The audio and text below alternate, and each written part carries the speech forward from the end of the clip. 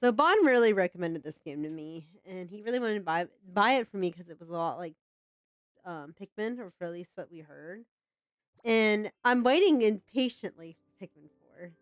And Quinn and I have been watching its playthrough. So what we're gonna do is I'm gonna have something play in the background because I was actually wanting to watch some videos in the background. I'll check the audio, make sure it's okay. So you're gonna see.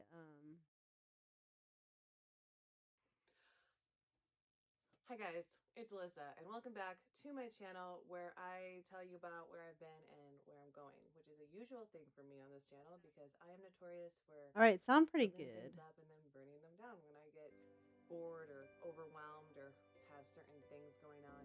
Now, a lot of you guys who have been with me on my Let me channel see for how a it long sounds. time know that in 2017 I quit YouTube for like 2 years basically and All came right, so back how do I sound right because now? I had a whole like change of face about my life. I moved to LA. A lot of things happened. It was kind of a scary All right, I situation. sound okay. Blah blah blah blah. I don't live in LA anymore. That's the thing. Um, I had to burn all of that down. So I was in LA for 6 years, about almost 6 years, and I actually love LA. Like I'm one of those like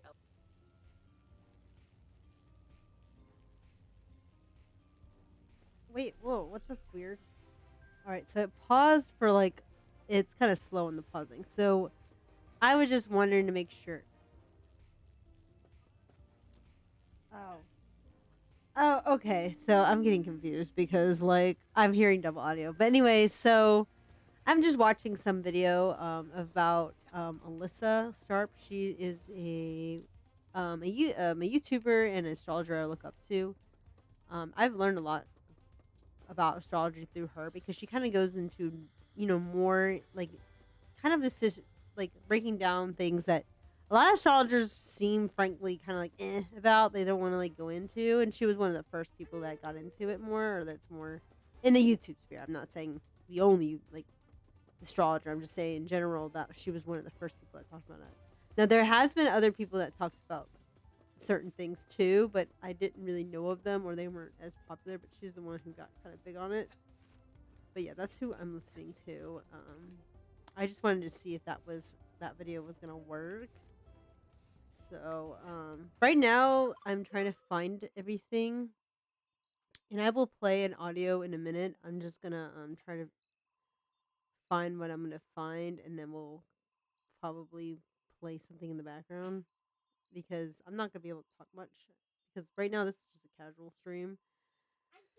So we're still missing quite a bit of Teenykins, and yeah, we got everything else but the Teenykins. I think I know how to get the last bit of stuff. So yeah.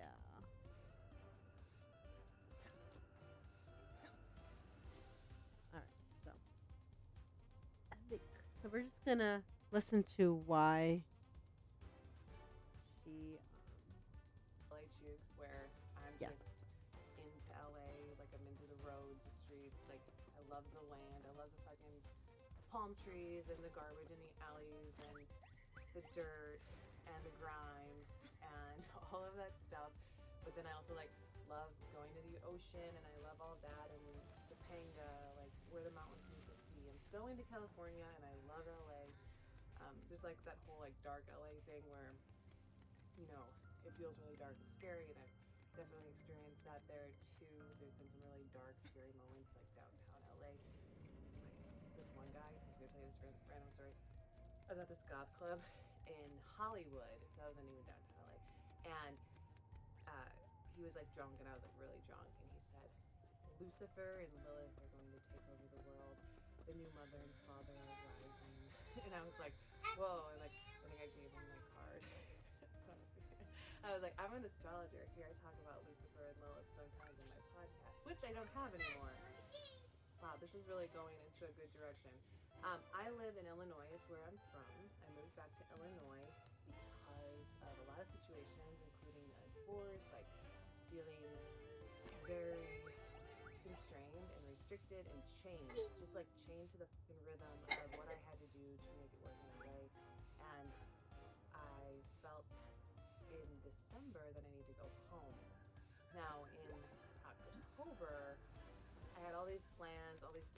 It was like September, October, and I promised a lot of things, and then I just like blew it the fuck up because I couldn't do it. Like I just couldn't. It was like one of those moments where it's like, this is not right. So it took 2 months, and then finally I was like, I gotta go home. And I don't know if like you've experienced that or if you're experiencing it now, because I think collectively we're all kind of experiencing like this need to go home, to find our heart again, to figure out like why we are. And I've just been away from home for way too long. I lived in Texas for 6, 7 years, and then I lived in LA for 6 years, which is crazy. Or is it 6 and 6? 6, 6, 6. And I'm born and raised in the suburbs of Chicago. So yeah, I've just been away from home for too long. That's a song. Been away from home.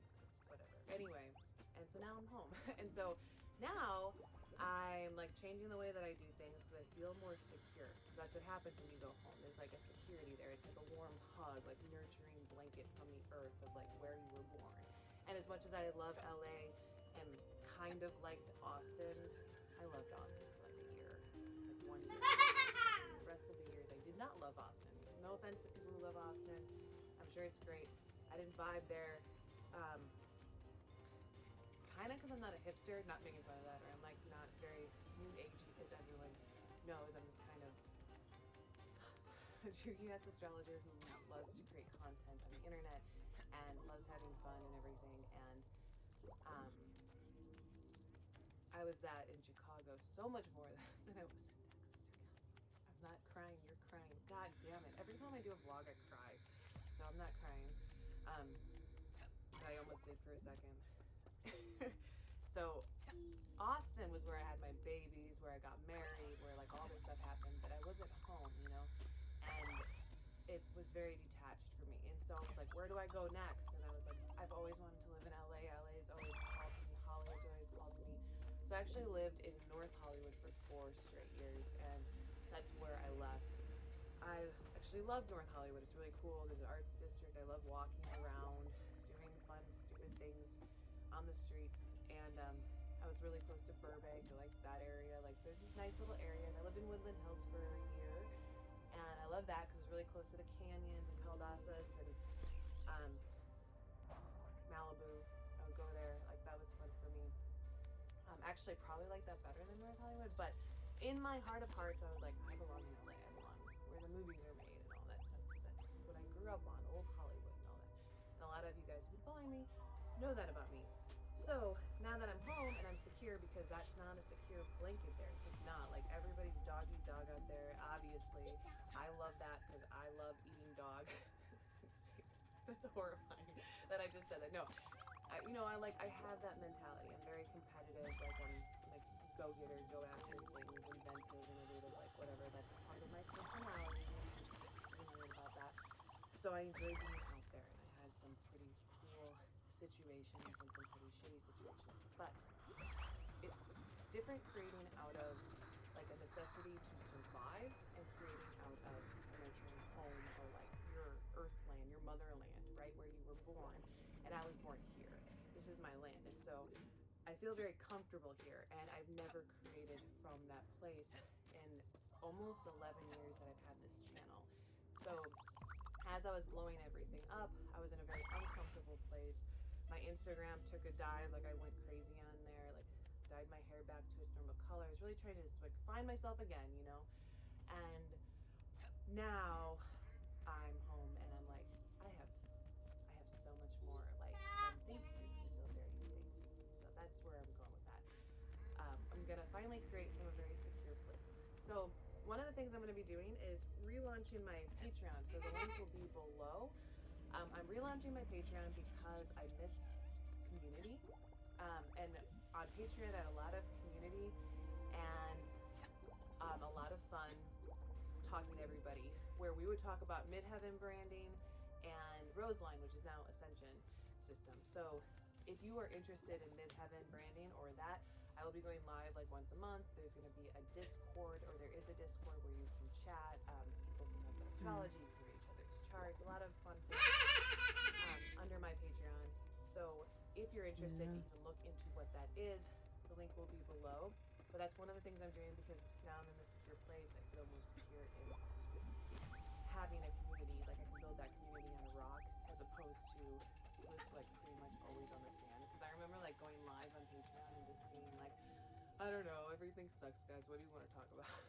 And now I have so much more to give, and I know people have kind of um, lost interest in the Midheaven branding and Roseline because I haven't been able to talk about it. I haven't been in a community. I haven't allowed you guys to be in a community to talk about it anymore.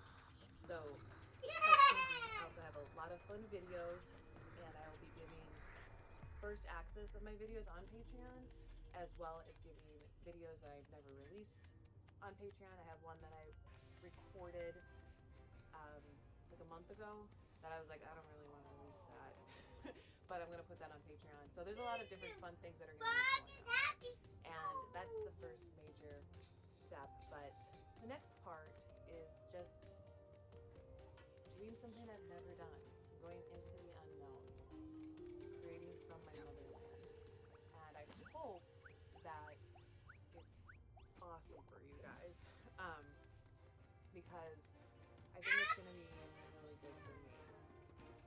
I haven't figured that out yet. Like, if they decide that being in the motherland isn't good for me, then I'm like, out. You know, it's cold here.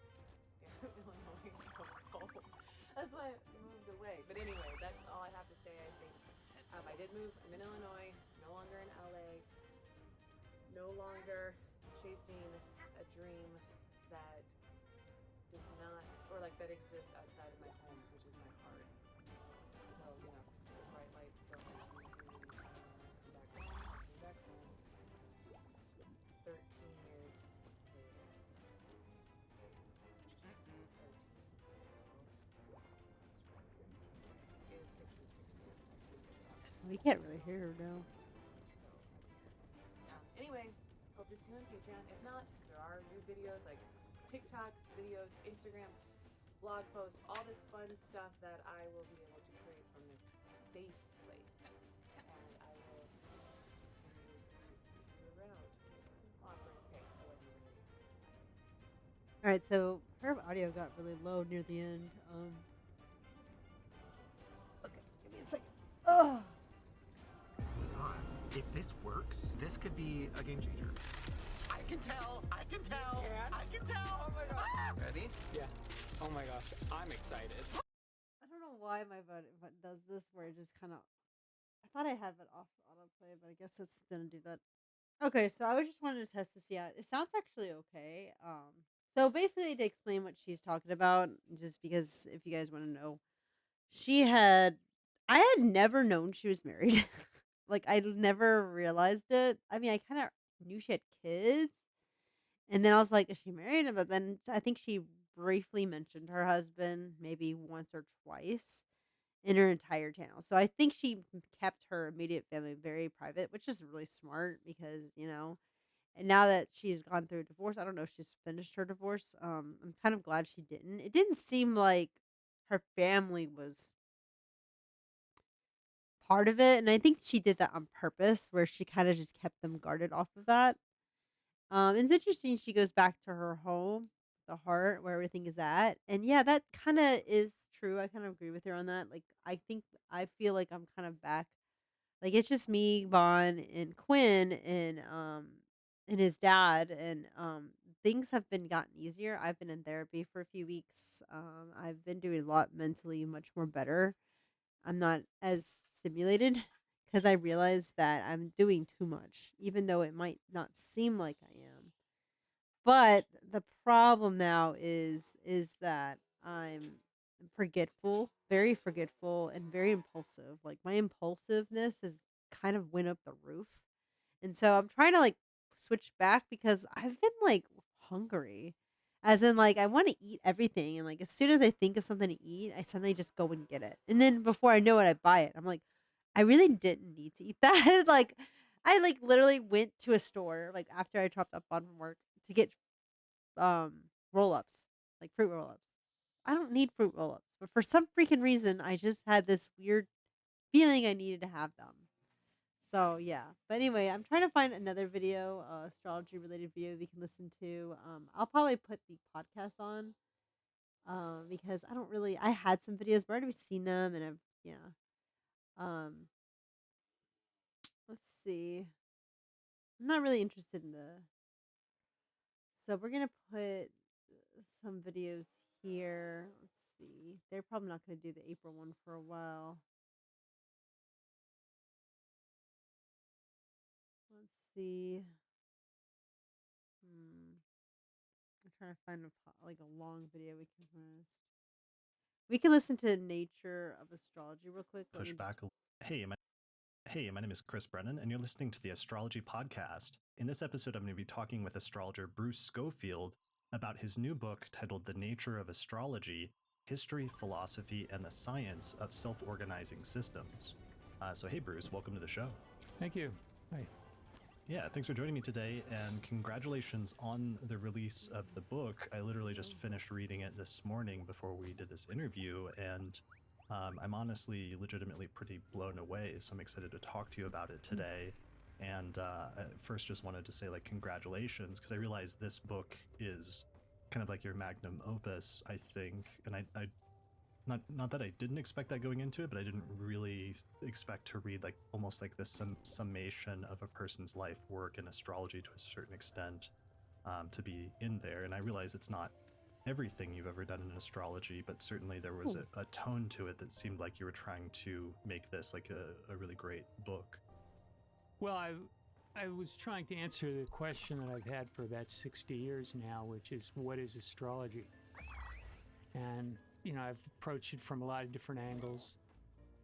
And I thought, before I started, falling apart physically or possibly mentally, I needed to get something written. And the pandemic helped a little bit. I was able to get more done then. So Nice. I'm glad I got it off my chest, and it's out there. I still have other thoughts as well, but I was primarily trying to answer the question that I've had for so good. long. Like, what is astrology? How did what is it? How did we get there? Why is it marginalized? Those are big questions. Yeah, and the book is like roughly divided into three specific parts. And could you like just briefly summarize what those three different parts are? Yeah, they're kind of standalone in some ways. You probably could make 3 books out of it, but the first part is trying to show that what astrology is measuring is pretty much the same thing as what some of the other sciences, particularly biology and geosciences, are trying to measure as well. I have an account of my own experiments with astrometeorology, and I try to bring the reader into a way of thinking scientifically about astrology. Yeah, and it seems like one of the things that's really unique about your book, and like right away from chapter 1 you get into it, is contrary to the prevailing trend over the past 2 or 3 decades, you explicitly try to argue that for some sort of causal mechanism behind astrology, and that astrology, you open the book basically talking about a number of different ways in which the Earth itself and its inhabitants are influenced by different things going on in the solar system or in the universe.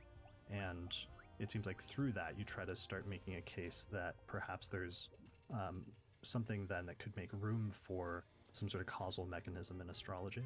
Yeah, I'm not really arguing that astrology is entirely, or even, I'm not saying that astrology can be based on physical mechanisms, but I am pointing out there are plenty of physical mechanisms we already know about that kind of fit that bill.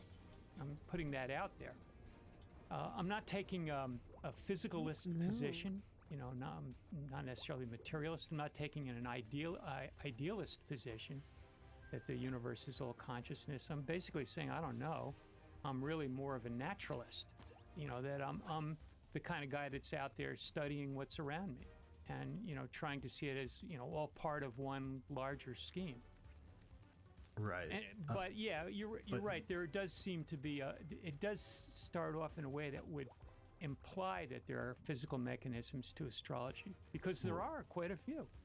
Well, and also because later in the book you explicitly go out of your way to reject the model of astrology that tries to contextualize it or view it within the context of divination. It's become so Right. popular over the past 3 decades through the work of Jeffrey Cornelius to a major extent, but also some other astrologers that have followed him. And so I guess that's why I got the impression that you were trying to look at the other side and you're trying to present a case for a more naturalistic view of astrology that views it as like a natural property of the cosmos rather than something that's purely linked to religion or divination or magic or other things like that. Yeah. Did you notice that my image is now frozen? I can't seem to move. I can move my neck in this reality here, but not in the. Anyway, yeah. In regard to the idea that astrology is divination, I just think it's a counterproductive idea. It's divination is not really explained except maybe in the context. Oh, look, I'm moving again. Except maybe in the context of Neoplatonism or some kind of Hermeticism. It's to me it's like that's too easy of an answer. It gets you off the hook. It's divination. We don't we don't need to really explain what divination is. And I think one of the things I say is that what people call divination is largely the activity of the subconscious, and which we know a little bit about. Intuition and maybe some extrasensory perceptions, could be added to that. What I'm really trying to say is that astrologers have faced this issue of what is astrology for a long time, and in modern times, the explanation as divination, I think, is a weak one. That's all Right. I'm really saying. I think you also sort of give a similar, albeit slightly lighter treatment to synchronicity as like an explanatory mechanism for astrology. And I think you call it like a non-explanation for astrology, or a non-mechanism at one point. Yeah, and I also say that Jung dropped it himself. He was going to publish on it, and then we heard about some of the work that I think John Nelson and maybe Jane Blizzard and a few others were doing with planetary alignments around the sun, correlating with solar storms and radio interference, that sort of thing. And he kind of dropped it. Yeah, I mean, I think I did a previous episode with Kieran LaGrice where we explored how, like most astrologers, Jung entertained a number of different theories for how astrology worked during the course of his life, and in the end had at least like 10 different theories that he entertained at different points. Yeah, and he hung around with some physicists, Pauly and a few others probably, and so he was a scientist. He was looking for answers, and not it's when you're doing that, you don't really jump on any one bandwagon or another. You keep your mind open to different things. Right. So so the explanation of synchronicity as an explanation, I think, is really not much better than the Stoics' explanation of sympathy. Sure. So, it's an interesting idea, but where's the evidence? Yeah, so I just want, to circle back though, your book is unique to me because you're one of the only major astrologers I've seen in recent times that is arguing that there may be some sort of mechanism behind astrology that Or is at not least pure, some of it. or at least some of it. Yeah, because okay, so that maybe And I that's make that clear. maybe that's how we should approach it, is that you do set up and try to revive the ancient distinction, that there may still be some validity to the medieval distinction between natural astrology and judicial astrology, and maybe that was your goal with the first few chapters, is to set up some instances where there's genuine celestial influences on earthly events, especially on biology, on weather, and other natural systems on Earth. Yeah, I like to make that distinction anyway. I mean, I think it's a good one. One of my big arguments in the books is I think astrologers ought to get rid of this idea that astrology is nothing more than a practice. I mean, I think that's really counterproductive. It's a subject. If you don't think it's a subject, what's going on here? So, like medicine, there's a practice, and then there's theory, and then there's research. and then there's a history. And I think astrology is the same. Psychology is like that as well. Most subjects are like that, but subjects like psychology and medicine and astrology are big on practice. I mean, that's a huge part of it. But in the astrological community today, of people that call themselves astrologers, 99.9% of them think that astrology is nothing but more than a practice, and then they go on and argue whether it's a science or an art. And to me, that's ass backwards. Sure. So you point out, you emphasize in the book how the majority of astrologers are practitioners of the subject, but that there's not, because it doesn't have, for example, institutional support, there's not a lot of focus on broader, for example, like scientific or statistical research, or even to a certain extent that broader attempts to provide a new philosophical and cosmological context for astrology, or to create a new overarching paradigm for it that meets up with modern science and other contemporary views about the world and the cosmos, that those are sort of few and far between. Yeah, the lack of institutions is a terrible thing because, if you want to do research, you're not going to get paid for it. That's what it comes down to. So if you want to make a living at astrology, if you're, like I was, when I was younger, I was very interested in it. And I realized that to sustain that interest, I needed to practice it. So I did that. I started a, consulting business and went on for a long time. And it was very satisfying, but I always wanted to know these other things. And, I would break it down into basically two categories that could use institutional support: theory and research. And theory could be overarching, but it could just be a hypothesis. And a hypothesis is great because then that guides research. And then when you get into research, there's different ways of doing that. Statistics is usually applied, but there may be other ways of doing it. I mean, certainly correlation studies go on all the time. Publishing a list of famous horoscopes was the original way of doing astrology research, anecdotal evidence. But there may be other ways of going about it. But those two areas, I think, really could use some help, and other people recognize that. Organizations like NCGR and ESAR were founded because of that. That recognition that there needed some, to be some attention paid to these topics.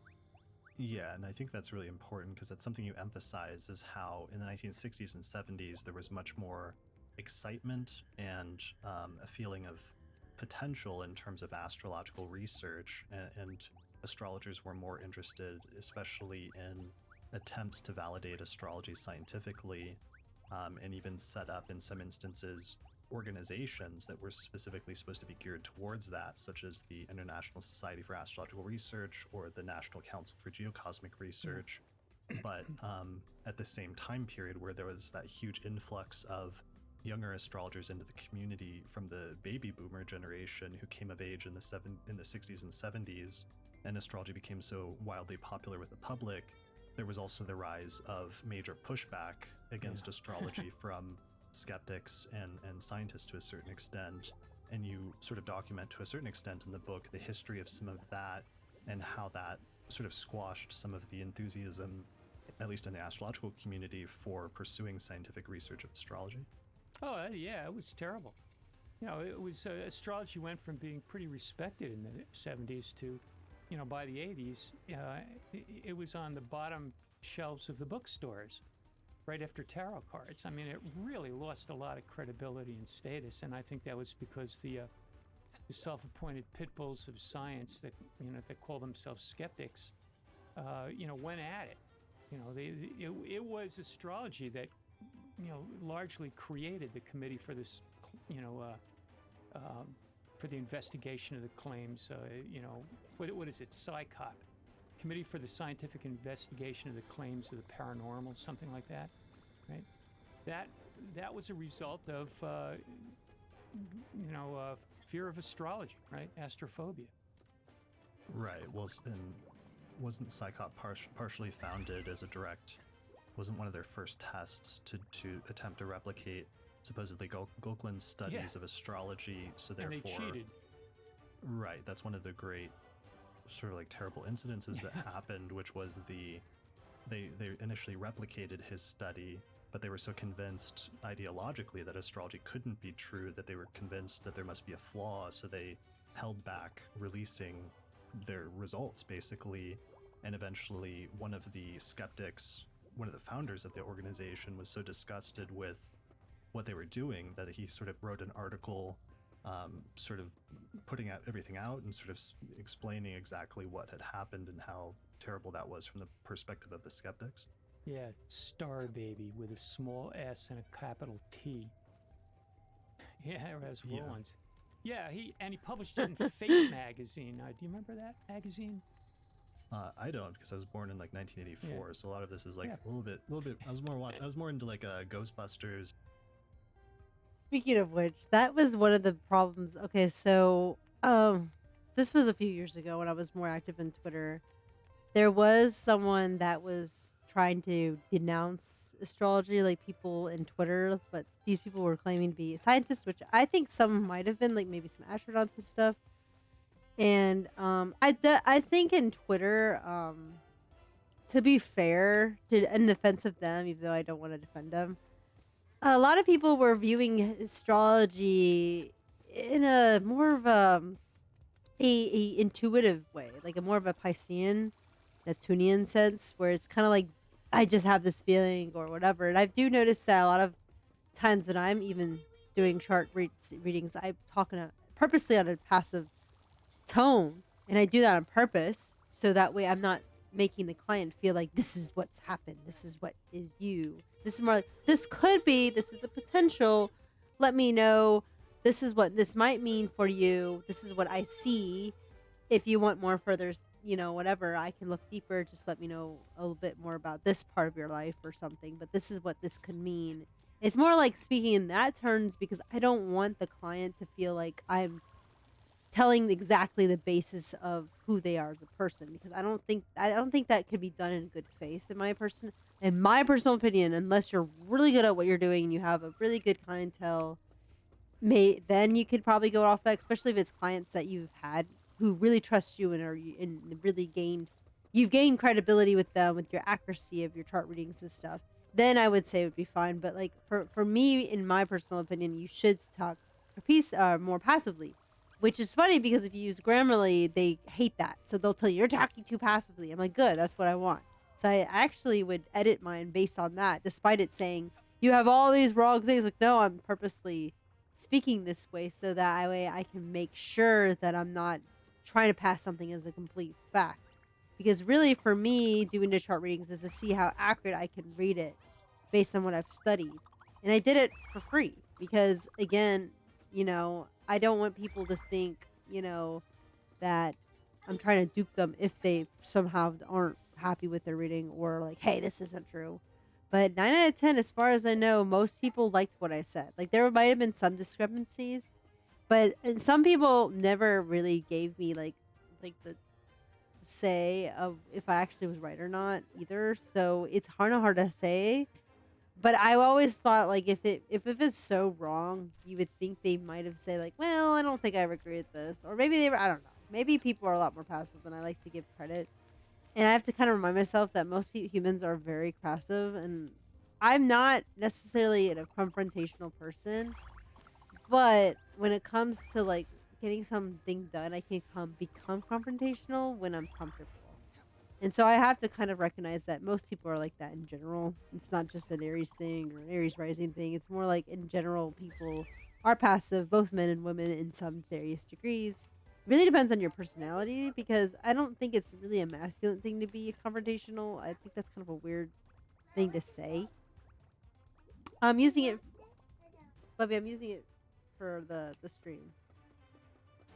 So yeah. So okay. Go. What about your game? Okay, I'm sorry, Bubba. Can you put it in the charger? Do you know how? Yeah, I don't know where any of these teenykins are. Like, I'm trying to look everywhere, and they're like, I'm literally looking everywhere. It's like, I looked in every nook and cranny. I found more other stuff, but it's like, where are all the teenykins? Like, what the heck? But anyways, so what I was saying is like that was a thing. So going back to what I was saying about Twitter, so people on Twitter, I don't know if these people were astronauts or I didn't really check into what happened. I just saw the aftermath and people talk like astrologers on there talking about it.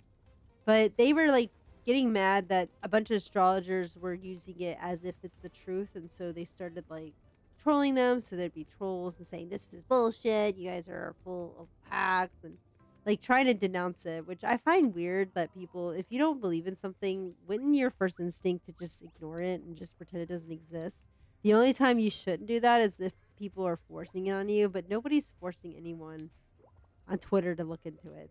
There's a obviously there you can criticize stuff, but like I'm not saying that. I'm not talking on that. People who are being like critical and wondering what this is from, that's different. But I'm just saying, I just found it kind of strange that that was happening and why people you didn't. And it could have been just because Twitter wasn't well protected. Maybe then I don't know. Like it's been a few years now. Like this is probably back in 2019. This is before the pandemic, so I think it might have the astrology kind of got some footing, and then because people are bored, I guess it eventually got too much of footing, so we're non-believers.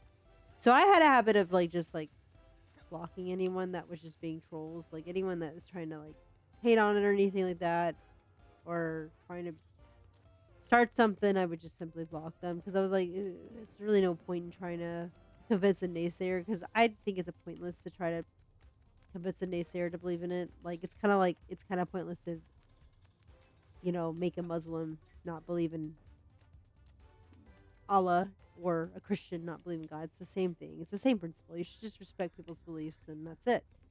And I think that's the thing is like I treated astrology as like a belief system, more of like a sort of like intuitive thing. But as I got to grow into studying astrology in this past year or so, especially, I've realized it's not that simple. It's a lot more complicated and it's a lot more in nuance than what's the science community is willing to give.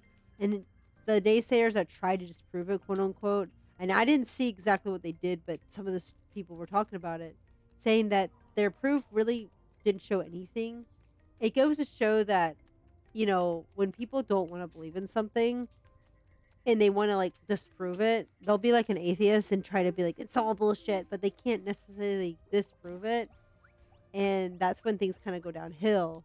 Because if you can't use science to really prove it or disprove it, then you're kind of FOL. Now, the only argument I will agree on with the naysayers is the fact that, which I actually know some YouTubers that obviously do not believe in astrology at all. They're more science minded, more I mean, I follow people who are very anti-astrology too, because they, for one, I don't mind if they do because they don't make a big point of it, but it's very obvious like they are very against it. And usually those people are very, science-based, math-based, more like they're more into these psychology things behind it and trying to understand through science and stuff. Totally understandable. Ah! Totally understandable. But what I want to listen to them is because they do have one thing that we don't have is that you can kind of convince anyone by confirmation bias on something. And so that is something astrology can't seem to really palpate unless you really know it, like in a seasoned. And a lot of the newer ones on Twitter, they seem to lack the nuance or the scientific mind to sort of like break that down to make it so where that science community can at least take it seriously. So that's why it's hard to prove it as well, especially with people who are much more geared towards science. So there's nothing wrong with that.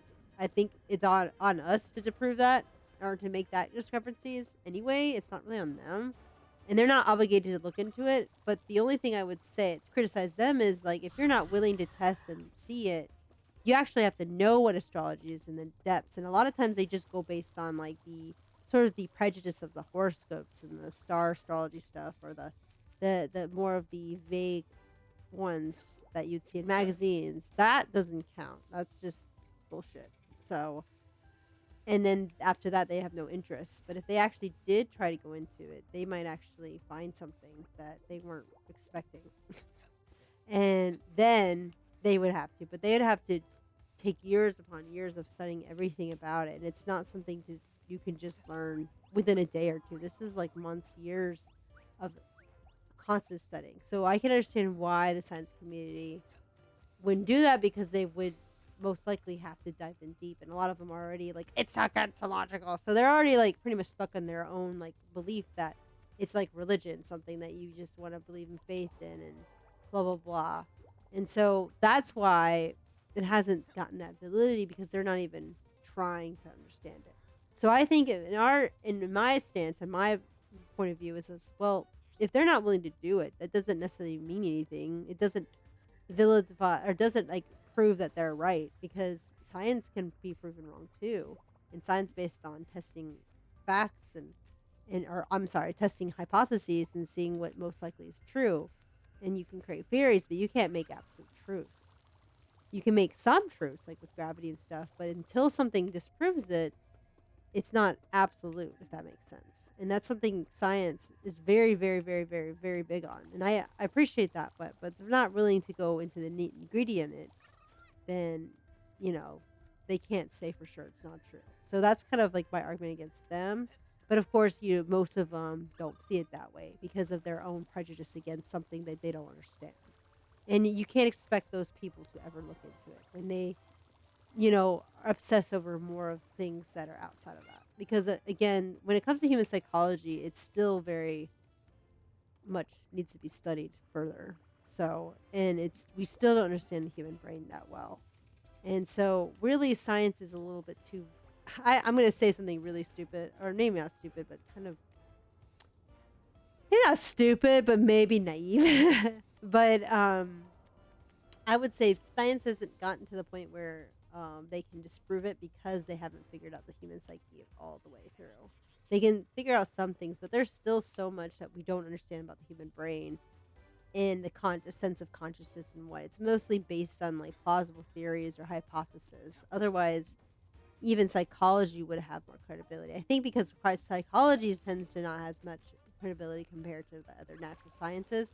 That's that's part of the reason why the astrology hasn't gained much momentum from the science community, because it does come off more that level as well. So, all right, I have no idea where these freaking guys are. Like, I found none. I just found these guys. I don't know. It seems weird. So the only thing I could do now is see if I can, remember that race we were trying to do? We could try to see if we can get that. Maybe it's on the ship, because I haven't been there yet. That ship right there. Maybe if I go in something, it might be inside it or something. Problem is, I'm gonna have to figure out a way to get back there. I don't think I can. I was seeing if there's some.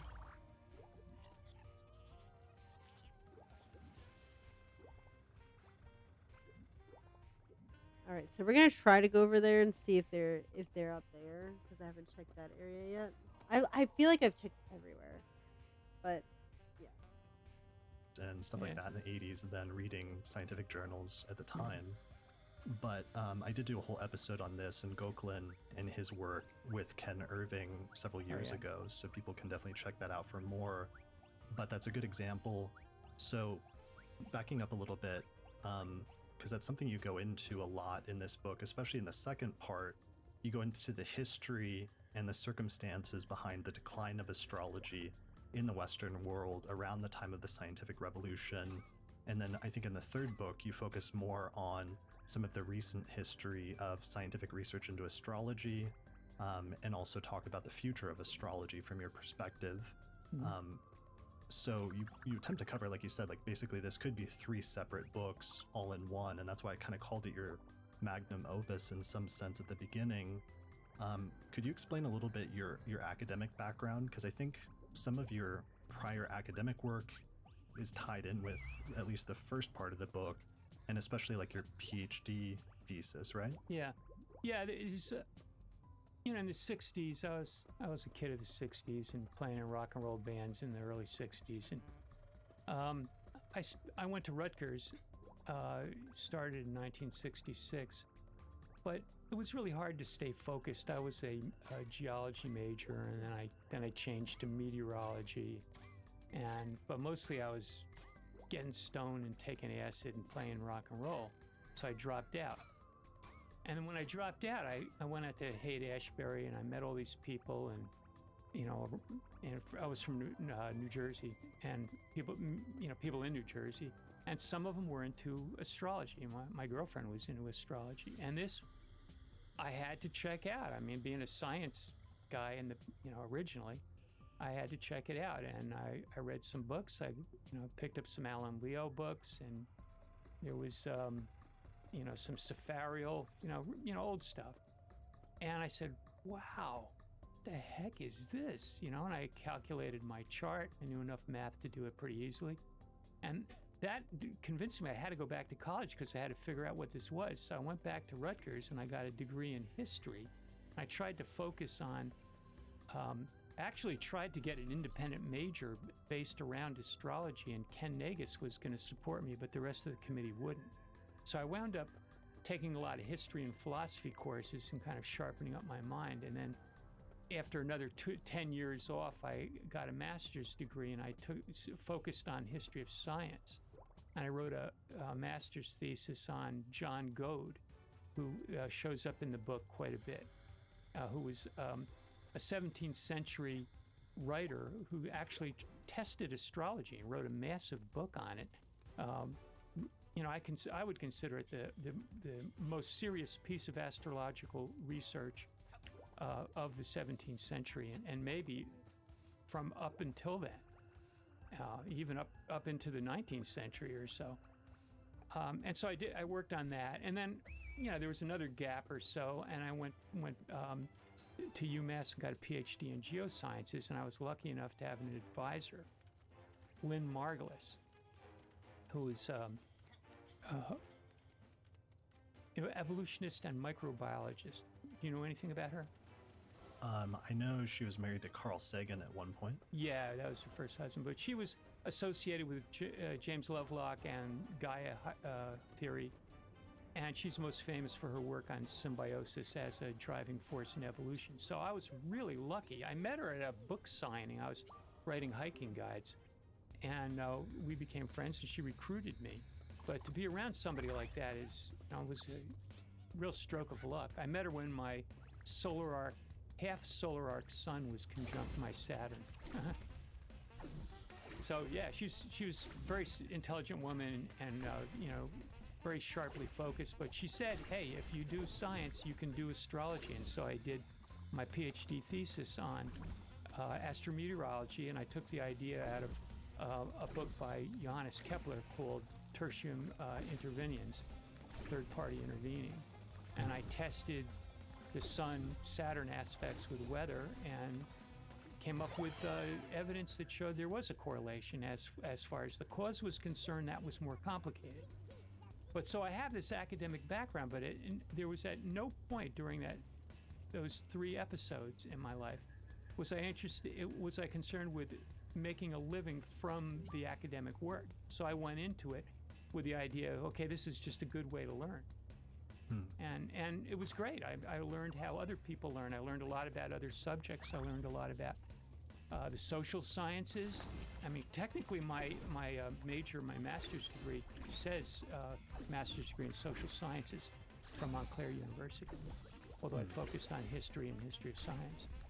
And then history at Rutgers, history and philosophy, and then geosciences and biology and microbiology and climatology at UMass. So that's all that comes through in the book. You can see it, and I see a lot of the subject matter in those terms, which I think is very helpful. Yeah, I think that's and it's really interesting because then it allows you the ability to talk about and discuss like a wide degree of different scientific studies that have been done in some of these different fields that might even indirectly like relate to the question of astrology in some broader sense.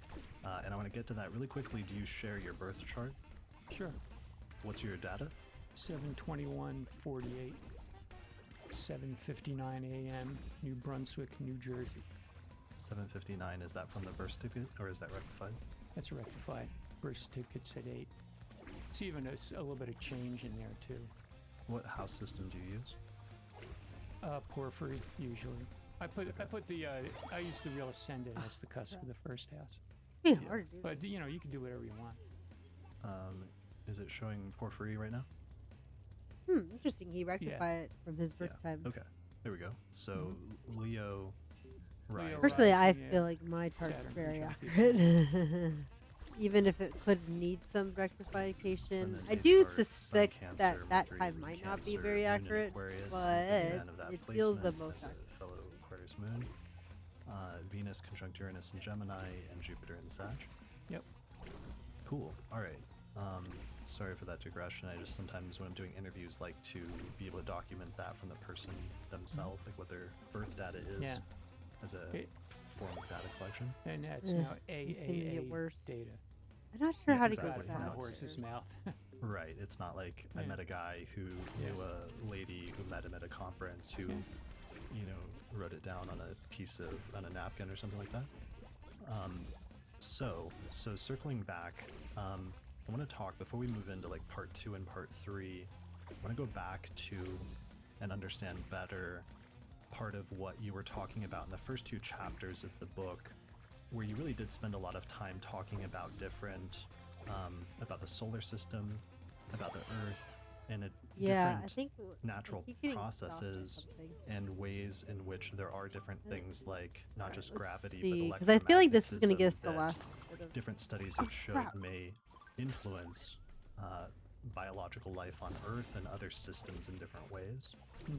What are some of the things that really you could talk about in terms of that are kind of relevant in this discussion? Well, there's a lot of study in regard to solar and lunar influences. So if you just look at biology, marine organisms in particular are going to be sensitive to lunar fluctuations. Partly because it causes the tides, and the tides change hydrostatic pressure.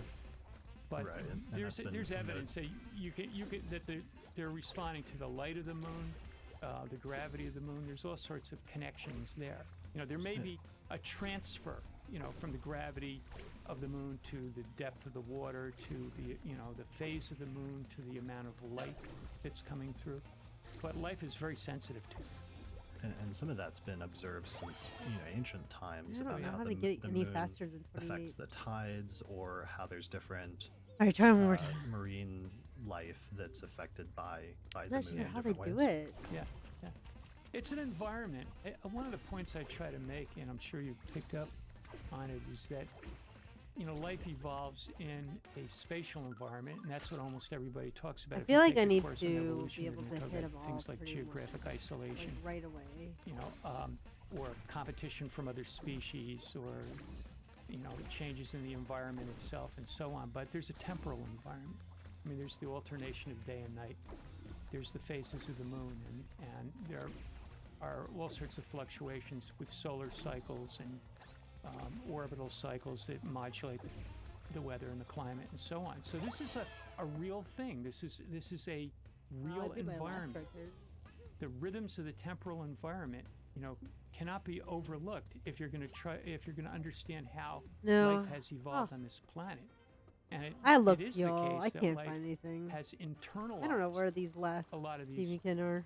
movements and motions and cycles, and built structures around them. I mean, the most obvious one is that we sleep at night, and we're up during the day usually, and Right. we have probably about 200 or 300 other circadian rhythms running off that one. Oh, But it's almost there time are for a lunar quick puppy to things bed. and so on. Humans are All a right, little more so, disconnected I gotta from nature these to bed days, so we soon. may not show Realize all what the time it was. consistently all the rhythms that He'll just not potentially get back, existed. so I don't think we'll have time. 200,000 years ago. Right, but that's a really important fine point. with Your that. point He's is not that really that life dirty. evolves not just in a spatial context, but also in a temporal context. Sorry if it's just me just And, like listening to podcasts and looking for things. One of the and ways of looking at the nothing. temporal So, context I probably that won't. life evolves. Well, actually, I'll could save be it because it was through, pretty interesting. to hear this, different so. things that are going on in the celestial environment, since the celestial environment has always been one of the primary ways of measuring time or measuring Yeah. temporal states or temporal movements. Yeah. Yeah, I think these, especially with cycles, these are like, pegs in the flow of time, and organisms learn to recognize them and remember them, and then build structures around them. Right. The most obvious ones are, things like reproduction, and metabolism, things like that. So let's go into some of that. Let's not take anything for granted in terms of the audience. Since audience, let's just pretend doesn't know anything about what we're talking about the book. What are some other instances, even not human ones, of, like you said, that phenomenon of life internalizing the sky? Yeah, well, the classic example would be the circadian rhythm, the alternation of day and night, and there was a long debate as to whether the organisms were actually reading the light and day, or there was just some kind of natural rhythm. And I've always seen this. This was a debate that went on for a long time, and it was called the debate between the exogenous and endogenous, mechanism, circadian mechanism, the outside or inside, right? And the answer is both are going on at the same time. But what has happened is that these clocks, you could call them biological clocks, have evolved, and they've evolved separately in different organisms at different times. So it's not one that was passed on and inherited. Where in the cell you have these special clock cells, and they produce a certain protein, and when the protein gets up too high, it turns off a function, and then gradually that protein is absorbed, and when it gets too low, it turns back on. So it's a thermostat. So, from single cells on up to complex, megafauna like us, we have these cells that are basically replicating the cycle of day and night internally. And they're doing it with like a thermostat-like mechanism. And it sets a pattern. You can take somebody, they did these experiments where they would take people and put them underground for a month or longer and just leave all lights on and see what happened. And they would, what's called free run. And they would settle into a pattern that was slightly, I think, I'm not sure. I think it was slightly more. Well, actually, it would vary, but I think in general it wasn't exactly 24 hours. It was near that. That's why circadian means approximately, circa day, that sort of thing. So what that proved was that there was an internal mechanism that could clock this time that closely approximated, but didn't exactly equal the rotation of the Earth. And further, the fact that it didn't equal it was actually a good thing, because that allowed for phase resetting once the organism is exposed to the source of the timekeeper, in this case, day and night. So that's the classic example of a structure that we all have in us, and even single cells have. And it can run with or without light, but it was obviously designed to follow the pattern of the day. And there's some cases, some studies for lunar things that are similar, but it's not clear about that. The circadian cycle is also used, particularly by plants, to predict photoperiod, the length of day versus length of night that happens seasonally. And it's so sophisticated that even organisms at the equator can do that, even with the very subtle changes that occur there. But they can do it. And the length of day and length of night, of course, classically gets translated in astrology into something like the tropical zodiac. Exactly. Photoperiod, is what it's called by biologists, but astrologers could say tropical zodiac. Yeah. So, and then one of the points you make in the book is that some of these different potential influences or ways in which some smaller organisms may be influenced by different things, not just like gravity, but I think you also mentioned the possibility of electromagnetism at a certain point, that life, so these smaller organisms, sometimes life can be sensitive to very minute changes in the environment But Let me then just when let you them go finish up what they're the saying, and food then we'll chain, continue it that later. if like little organisms are being influenced by certain things and their behavior or certain things are being influenced by that, and then let's say like fish are hunting and eating those things, then it's affecting the fish in a certain way, and then whatever else is like feeding on the fish and everything else, so that there's this like a chain reaction sort of effect that happens in terms of the environment or in terms of nature. Yeah, that's true. The microorganisms get all excited, and then small fish start eating them, and then the big fish eat the small fish. It goes right up the chain there. And they all become entrained on, whatever that rhythm is. And fishermen know it as moonrise, moonset, and then also sunrise and sunset. But the fish will tend to bite more. And, it probably has something to do with the gravity of the moon stirring things up. Very small microorganisms doing that. But we know that microorganisms and megafauna, are responsive to the magnetic field. You have these bacteria called magnetotactic bacteria, which are extremely common. They're all over the oceans and the lakes and whatnot. And they biomineralize these little tiny chips of magnetite, and they read the Earth's magnetic field and align themselves accordingly to find their ideal location in the mud, or in the water column. But other organisms have, birds navigate with that, and turtles and cetaceans.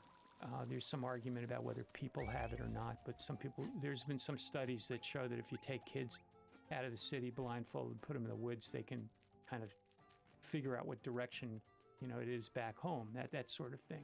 That's a really funny study. That's one of those funny areas of science, of the things of like, we could test if there weren't like moral restrictions on certain things, Yeah, right. but that we don't or can't, just because you can't, just round up some kids and just like let them That's go in right. the woods and see what happens. Yeah. And then there's every few weeks I come across some weird study. I found one just when I was getting to the end of the book there about, dogs aligning their body with the magnetic field, before they take a dump. And they point in a certain direction, so they're obviously reading the magnetic field.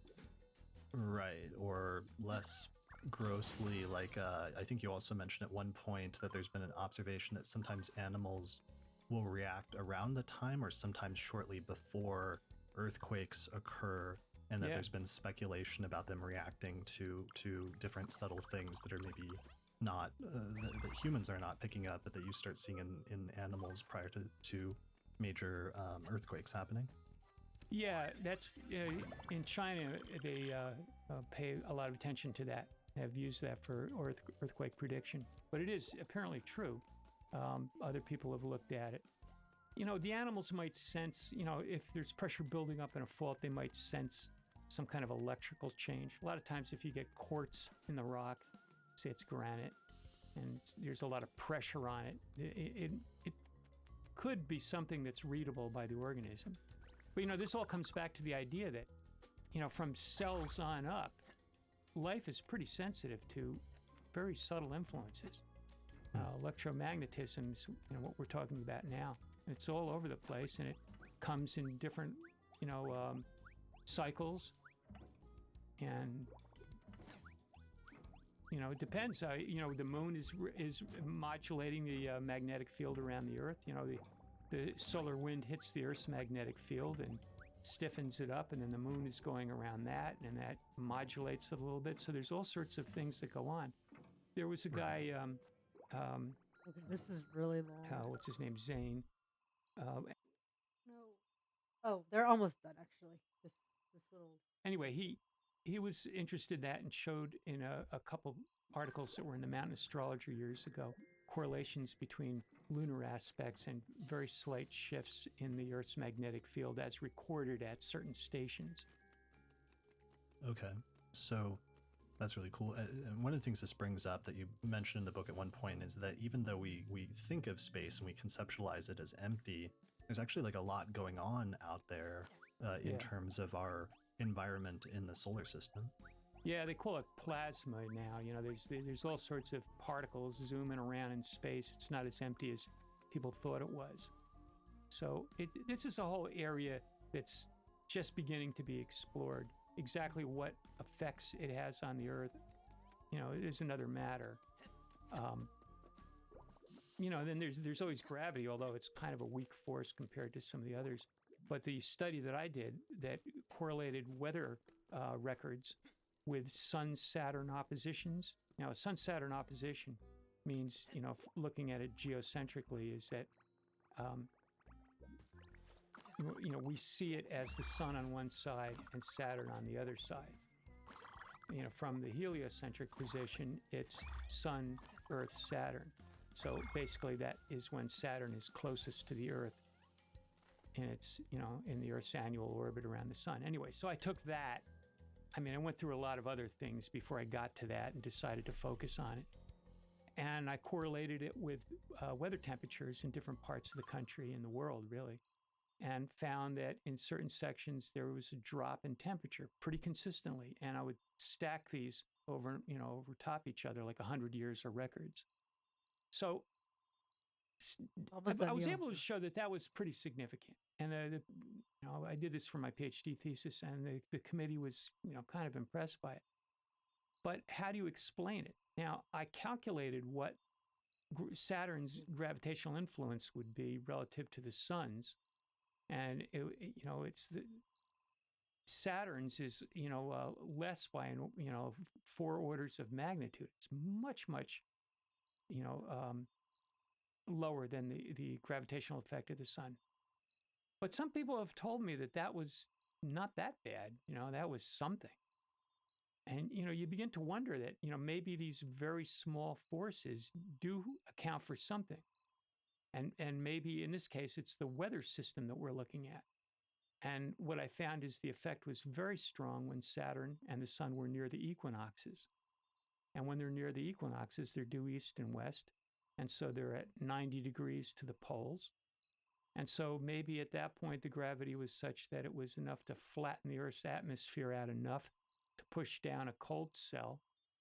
And that would then distribute itself, as it moves south, as it was drawn, breaking down, moving towards the warmer areas. So in other words, there might be a gravitational effect here that the weather can feel. The question is, well, can organisms feel that too? I don't. Right. Well, and before we even get there more broadly, though, you'll. All right, y'all. So that's it for me. Because he's about to sit just a start. It's kind of hard to tell because usually they are pretty good about like telling when they're gonna go to the next subject, but this one they kept kind of going on and on. So yeah, basically this podcast is called The Nature of Astrology. I'm at the 3905 mark. If you're interested in hearing it, you can listen on your own time. I'll definitely listen to the rest of it just because I haven't finished it yet. I had just had to re-listen. But anyway, guys, I gotta go because it's late. I gotta get Bubby ready for bed. So